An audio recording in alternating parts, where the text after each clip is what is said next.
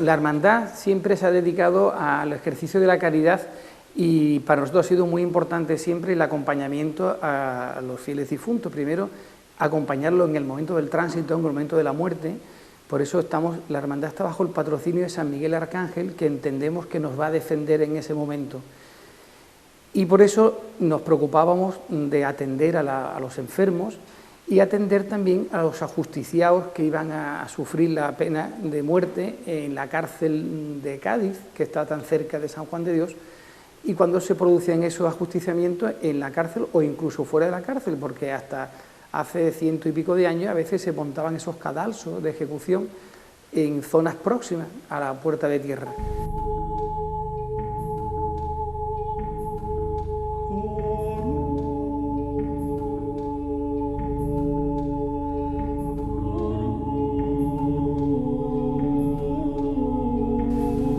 Los hermanos atendían,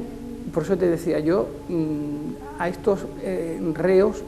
desde el momento en que entraban lo que se llama en capilla, o sea que los iban a acompañar en sus últimos momentos para darles el auxilio espiritual que precisasen. O sea, iban los hermanos con el capellán de la hermandad y pasaban con él sus últimas horas y atendiéndoles también en sus necesidades físicas, en el sentido de que la comida que pedían pues se le llevaban del Hospital de San Juan de Dios, que era el hospital de la Hermandad de la Santa Caridad, o lo que pedían. También tenemos nuestros archivos, tenemos documentos muy interesantes pues explicando lo que había pedido, el tabaco o lo que hubiese pedido este reo en esos momentos. Una vez que se producía la ejecución, la hermandad pues pedía, digamos, ante la justicia el que fuésemos el depositario del cadáver para hacer el enterramiento con la mayor dignidad posible. También, aunque sea doloroso contarlo, había unas penas de ajusticiamiento en el mundo antiguo en que la pena llevaba incluso a condenarle al no enterramiento de su cadáver, y eran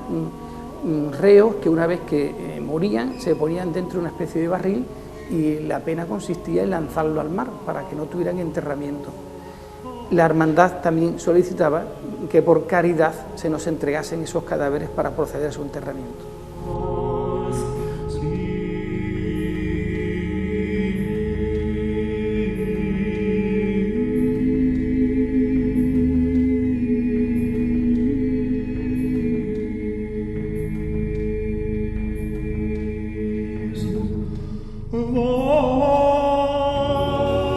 También atendíamos a los pobres que nosotros teníamos conocimiento de que habían muerto en los hospitales, tanto los hospitales que la Hermandad de Santa Caridad asistía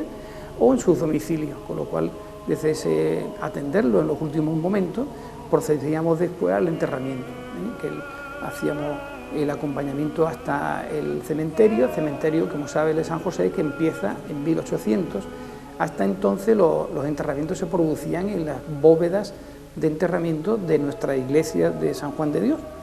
que teníamos las bóvedas para enterramiento. Pero también quizá la ceremonia, digamos, más interesante es la ceremonia que se llamaba de enterramiento de huesos, que se llevaba a cabo el sábado antes de Semana Santa, lo que se conoce como el sábado de Pasión. Y era que, aunque hoy nos parece increíble, era que aparecían por la ciudad huesos o incluso los que traía el mar en las orillas, y entonces la ceremonia consistía en primero hacer esa recogida de huesos que iban apareciendo, y esa noche del sábado, víspera del sábado de Pasión que se llama, pues se hacía toda la noche un velatorio en la plaza de San Juan de Dios, en la puerta de la iglesia, y al día siguiente se hacía una ceremonia de requiem de difuntos, de enterramiento con la mayor dignidad posible. Exactamente, esta era una labor asistencial la que te estoy diciendo. Después es cierto que los propios hermanos de la Santa Caridad pues pedían, o las reglas de nuestra hermandad, piensa que las reglas escritas más antiguas que conservamos son de 1714, que es cuando llega a Cádiz el obispo Lorenzo Armengual de la Mota, llega en el 17, pero ya en el 14, que estaba nombrado obispo, son las reglas más antiguas, y ahí va marcando con una precisión bastante exacta, y en esas reglas y en las posteriores, cómo había que proceder en el enterramiento de los propios hermanos. Los hermanos de la Santa Caridad pedían ser enterrados conforme a su nombre de la caridad, es decir, sin ningún lujo de ningún tipo, de tal manera que el enterramiento se hacía en féretros forrados en paño azul para utilizar la madera, digamos, más barata o de peor calidad, como símbolo de caridad y de desprendimiento de ninguna pompa y fúnebre. Y entonces ese féretro se forraba de una tela azul que tenía la hermandad, que compraba, y se facilitaba a las familias de los hermanos que habían fallecido para que el enterramiento fuese así, conforme a la norma nuestra, sin ningún lujo de ningún tipo. Hasta 1800, como habíamos dicho antes, los enterramientos de hermanos se producían dentro de la propia iglesia, en la bóveda de enterramiento de hermanos, que sigue existiendo, que está en la sacristía, y que últimamente pues se están haciendo enterramientos de cenizas de hermanos, pero que el enterramiento de hermanos estaba marcado perfectamente estricto como tenía que ser. También podían las viudas de los hermanos o las madres de los sacerdotes que eran hermanos, si querían, podían,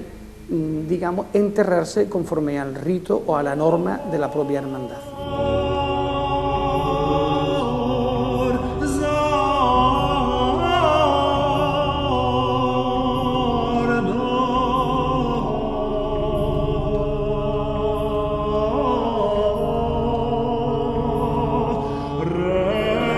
Hoy no se concibe un entierro de caridad, o sea, la sociedad ha cambiado, de manera que hay estamentos de la organización del Estado, tanto local o autonómico, que se encarga de esta labor. Los hermanos que quieren hoy en día, aunque parezca, es difícil el volver a hacer ese féretro forrado de azul, porque las normas son estrictas y difíciles. Lo que sí tenemos es lo que le llamamos el paño mortuorio, que es con el escudo azul, con el escudo en el color azul, azul de la caridad, que los hermanos que quieren piden, la familia, que durante el tiempo que el féretro está en velatorio esté tapado con ese paño de la hermandad como símbolo y recuerdo de su pertenencia a la Hermandad de la Santa Caridad, que es la práctica que se está haciendo con los hermanos que han fallecido recientemente.